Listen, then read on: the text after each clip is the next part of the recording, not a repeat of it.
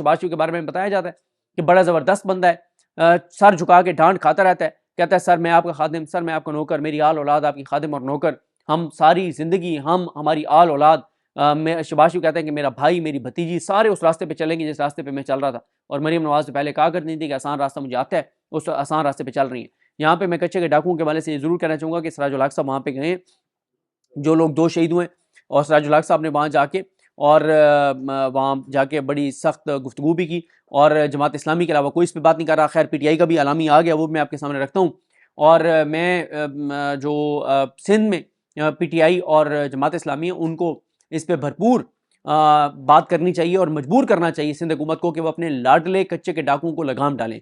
और यहाँ पे मैं आपको ये भी बता दूं कि जो ये सिंध हुकूमत का पूरी तरह से आशीर्वाद हासिल है कच्चे के डाकुओं को। क्यों? वो अपने फेक अकाउंट्स के लिए आते हैं इक़्तिदार में, उनको अपनी करप्शन और लूट मार से है, अपने हिस्सों से है, अपने असासों जदादों से है। ये अब कच्चे के डाकुओं के खिलाफ ऑपरेशन ये नहीं करेंगे क्योंकि वहाँ आम आदमी बेचारे आम लोग गिरफ्तार हैं, उनके पास अगवा है ना। तो ये काम तो हमारी पुलिस भी ढके छुपे करती है, कच्चे के डाकू ओपनली कर रहे हैं, तो कोई मसला नहीं है। ये पाकिस्तान का मसला नहीं है। पाकिस्तान का मसला क्या था? हसन नवाज हुसैन नवाज को बरी करवाना, वो करवा लिया गया। अलीना शिकरी साहबा ट्वीट करती हैं, कहते हैं कि ये रमजान बचत डील है या फैमिली पैकेज डील है कि शरीफ खानदान के नैब केसेस में रह जाने वाले आखिरी 2 अफराद हसन नवाज हुसैन नवाज भी बरी हो गए हैं। और फिर आप देखें कि निज़ाम किस तरह से अपने जो चूजे हैं उनको पालता है। ये निज़ाम कैसे अपने चाबी वाले खिलौनों का वो ख्याल रखता है कि अब ये मोहसिन नकवी साहब खड़े हैं, इन्होंने सेनेट में आज़ाद उम्मीदवार के तौर पर कागजात जमा करवाए हैं। दाएं जाने पीपल्स पार्टी, बाएं जाने नून लीग और पीछे काफ लीग। ये मोहम्मद फैजान खान साहब ने ट्वीट किया। उसके बाद आप जाए जनाब, ये रमजान निगहबान पैकेज के हवाले से एक वीडियो सामने आई है। CCTV फुटेज में देखा जा सकता है कि खाली घरों के सामने वो रख रहे हैं सामान और तस्वीरें बना रहे हैं और आगे चल रहे हैं, और ये सिलसिला जारी है। और ये आमिर गाजी साहब ने ये वीडियो लगाई है और ये रीट्वीट की हुई है अहमद वड़ाई साहब ने। उसके बाद सिंध के हवाले से आपको बता दूं कि इमदाद सोमरो साहब ने ट्वीट किया हुआ है कि सिंध मगवी और लहू लुहान, IG सिंध नौकरी बजाने के लिए लॉबिंग में मसरूफ, DIG और SSPs ईरानी तेल और इंडियन छालिया के कारोबार में मसरूफ, नाअहल सिंध हुकूमत करप्शन में मसरूफ, रियासत लातलुक और अवाम डाकुओं के रहम करम पर। इन्होंने वीडियोस लगाई हुई हैं उनकी, जो लोग डाकुओं के पास हैं उनकी बड़ी बेचारों की दुख भरी उनकी तकलीफ दे वीडियो जो हैं वो सामने आई हैं। उसके बाद एक और स्कैंडल सामने आया। ये एक दरख्वास्त दी है, ये इनका नाम है इकरामुल हक शहजाद बल्द गुलाम फरीद कौम अराई। इन्होंने कहा है कि इन्होंने कमिश्नर डेरा गाजी खान को एप्लीकेशन दी और क्या बताया है इन्होंने कि लिया में इन्होंने ये जो रमज़ान पैकेज मरीम नवाज साहबा का है इसके लिए इन्होंने 3600 रुपए की कोटेशन दी, लेकिन जिसको ठेका दिया गया है उसने कोटेशन दी थी 2850 रुपए की, यानी 250 रुपए फी पैकेज में टिका है और 1,18,000 अफराद को पैकेज मिलना था, यानी कुल 2,96,00,000 रुपए की करप्शन सिर्फ ठेका देने में की गई है। बाकी आगे तो आप छोड़ दें। सिर्फ एक जिले में, ये पंजाब के, ये यूसुफ सईद ने ठीक लिखा है कि ये पंजाब के 41 में से सिर्फ एक जिले की कहानी है, बाकी आप खुद अंदाजा लगा लें, यानी कोई 1.25 अरब रुपए की सिर्फ रमजान पैकेज में दिहाड़ी अगर इस हिसाब से लगाएं तो एक माह में होगी, ठेका देने में सिर्फ 1.25 अरब की कम से कम करप्शन होगी, बाकी तो आप छोड़ दें। ये उन्होंने ठीक लिखा है यूसुफ सईद ने कि जो लोग रमजान पैकेज में करप्शन कर सकते हैं वो गरीबों की हड्डियों का गोदा तक बेच कर खा सकते हैं। उसके बाद आ जाए जनाब, ये PTI ने 23 मार्च को या 30 मार्च को जो भी उन्होंने जलसा करना है उसके लिए NOC जारी नहीं किया जा रहा, उसके लिए PTI जो है वो अब इस्लामाबाद हाई कोर्ट में उन्होंने दरखास्त दायर कर दी है। मुन्ने सलाई साहब कहते हैं कि हसन नवाज और हुसैन नवाज की पाकिस्तान वापसी की खुशी में गैस के रेट में 147% और फी यूनिट बिजली की कीमत में मजीद 5 रुपये इजाफे का फैसला, कौम को गुर्बत और बदहाली से नवाजने का प्रोग्राम जारी। अजम मिशवानी साहब ने भी एक वीडियो लगाई है कि पंजाब में डाकुओं की नाजायज हुकूमत का रमजान पैकेज के नाम पर पहला बड़ा डाका, घर तक रमजान पैकेज पहुंचाने के नाम पर सिर्फ फोटो शूट हो रहा है और अक्सर सामान बाजारों में बेचा जा रहा है। ये आप खबर देख चुके होंगे, आमिर सैयद साहब ने ट्वीट भी किया है। NA81 गुजरांवाला में दोबारा गिनती के नाम पर नताइज तब्दील, PTI के हमायत याफ्ता चौधरी बिलाल इजाज के 1,17,000 वोट कम होकर 1,06,000 हो गए और नून लीग के उम्मीदवार अजहर कयूम नाहरा के 1,09,000 वोट बढ़कर 1,10,000 हो गए। ये देखें, ये हालात हो रहे हैं, पाकिस्तान के लोगों के मुंह पे तमाचे मारे जा रहे हैं, उनको कहा जा रहा है कि जो कर सकते हो कर लो, ये तुम्हारी औकात है। जो फॉर्म 45 के मुताबिक जिन चंदे के रिजल्ट हमने जारी भी किए थे उनके भी हम चेंज कर रहे हैं, जो हमारा उखाड़ सकते हो उखाड़ लो।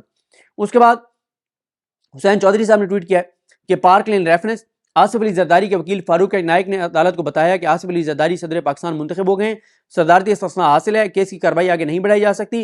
नायब प्रोसिक्यूटर ने कहा कि डिप्टी प्रोसिक्यूटर जनरल अजहर मकबूल शाह ने दीगर रेफरेंसेस पर दलाइल दिए हैं, आइंदा समात पर इस रेफरेंस में भी वही दलाइल देंगे। तो समात 17 अप्रैल तक मुलतवी हो गई है।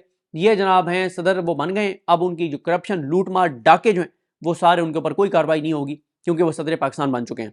अल्लामा राजा नासिर अब्बास साहब ने ट्वीट किया है और उन्होंने अपनी वीडियो भी लगाई है साथ।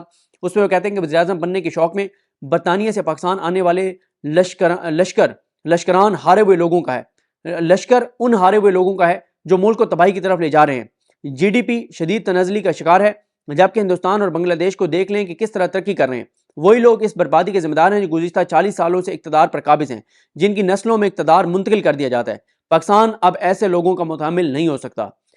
PTI का जो मैंने आपको बताया था कच्चे के डाकुओं पे आलामिया, वो ये है कि पाकिस्तान तहरीक इंसाफ की जानिब से कच्चे के डाकुओं की मुजरमाना कार्रवाइयों में शिद्दत की बढ़ती हुई इतलात पर गहरी तशवीश का इजहार। रियासत दस्तूरी तौर पर शहरियों के जानो माल की सलामती और बिला तफरीक यकीनी बनाने की पाबंद है। समाजी मीडिया पर यानी सोशल मीडिया पर अवाम और ज़राए अबलाग के नुमाइंदे कच्चे के डाकुओं की सरगर्मियों के हवाले से मुसलसल खबरदार कर रहे हैं, जबकि कौमी ज़राए अबलाग कड़ी पाबंदियों के साए में सूरत हाल पर रिपोर्टिंग तक से आजिज़ नजर आ रहा है। यानी मेन स्ट्रीम मीडिया कच्चे के डाकुओं पर रिपोर्ट नहीं कर पा रहा क्योंकि उनको रोका गया है, क्योंकि ज़ाहिर है कच्चे के डाकू कोई आम बंदे तो है नहीं, ये हमारी रियासत के लिए बड़े एसेट है हमारा, तो हमारे एसेट्स के खिलाफ तो आप बात नहीं कर सकते। उसके बाद अवामी मैंडेट, PTI कहती है कि अवामी मैंडेट पर खुले डाके के जरिए पक्के के डाकुओं के इक़्तिदार में आते ही कच्चे के डाकुओं की कार्रवाइयों में शिद्दत की इतलात तशवीशनाक हैं।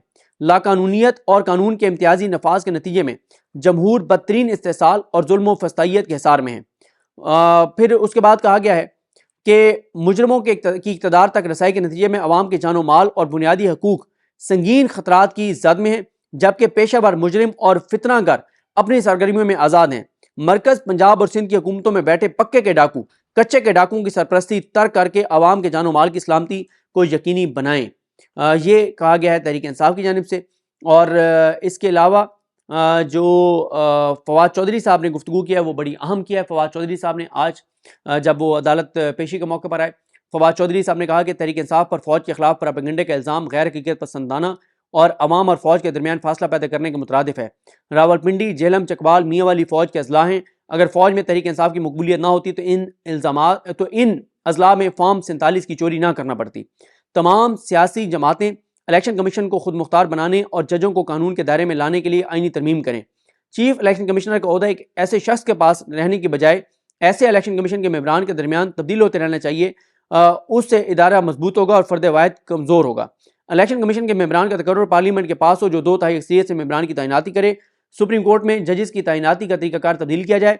जजेस की तैनाती सीनियरिटी के बजाय मेरिट पर हो। जुडिशल कमीशन सुप्रीम कोर्ट के जजेस के नाम शार्ट लिस्ट करे, मगर हतमी तैनाती पार्लियामेंट 2/3 अक्सरियत से करने की मजाज हो। इसहाक डार और मिफ्ता इस्माइल कम अज कम पाकिस्तानी तो थे, अब एक हॉलैंड के शहरी को पाकिस्तान के इदारे बेचने का इख्तियार दे दिया गया है। मियां असलम इकबाल साहब के मैं इस जुमले से इत्तफाक नहीं करता। वो कहते हैं कि बड़े बेआबरू होके तेरे कूचे से हम निकले।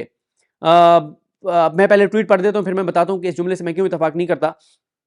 मियां असलम इकबाल साहब कहते हैं कि लंदन प्लान करके चौथी बार वजारत उज़्मा का ख्वाब देखकर पाकिस्तान के हर आइन, कानून और अखलाकियात की तमाम हदें पार करके नवाज शरीफ को अवामी मैंडेट का ऐसा मुंह जोर थप्पड़ पड़ा कि अब एक मरतबा फिर भागने की तैयारी है। वैसे बेहतर होता अगर बड़े मियाँ साहब भागते हुए छोटे भाई और बेटी को भी साथ ले जाते, क्योंकि कुछ अर्सा बाद उन्हें भी फ्लाइट पकड़नी पड़ेगी। चोरी का मैंडेट लेकर हासिल किए गए इक़्तिदार ज्यादा अरसा नहीं चलते। इनकी मैं एक जुमले के अलावा बाकी बातों से इत्तफाक करता हूं, लेकिन मैं ये नहीं कह सकता कि बड़े बेआबरू होकर तेरे कूचे से हम निकले, क्योंकि ये कूचा ही उनके हवाले हो गया है, उनके खानदान को के कब्जे में दे दिया गया है, उनको काबिज कर दिया गया पाकिस्तान पर। उनके करप्शन केसेस माफ हो गए हैं, लूट मार खत्म हो गई है, मजीद लूट मार के मौके फराम कर दिए हैं। बेटी को वज़ीर आला बना दिया गया है जो कौंसलर भी नहीं बन सकती थी।